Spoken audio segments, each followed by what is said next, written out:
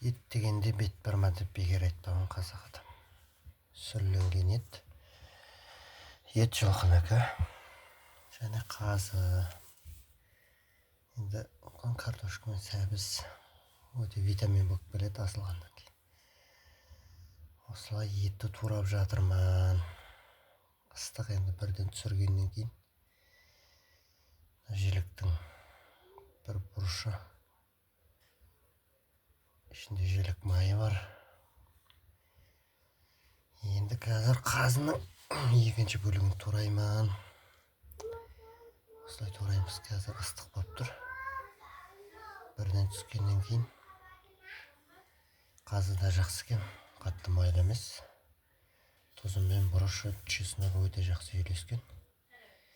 Қазақтың ұлттық тағамы, ет тағамы. Қазір жайма келеді. Сол жаймаға сосын салатын боламыз. Сәбіз салаты бар. Міне дайын болды. Турап болдық. Енді Алла қаласа саламыз. Оп, бәрекелді, қамыр түсті. Бірінші қазыларды салып аламыз. Қазыларды салып адырық. Салдық, енді ет кетеді қазір. Хоппа, ет кетті. Аз болсын жан-жағын картошкамен, сосын сәбізбен безендіреміз. Асылған көкөністер өте денсаулыққа пайдалы.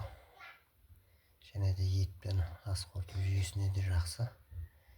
Картошка саламын қазір.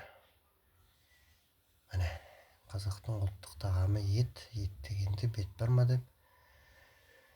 Осылай етті гүл болып табамыз. Ал ас болсын, сінімді болсын.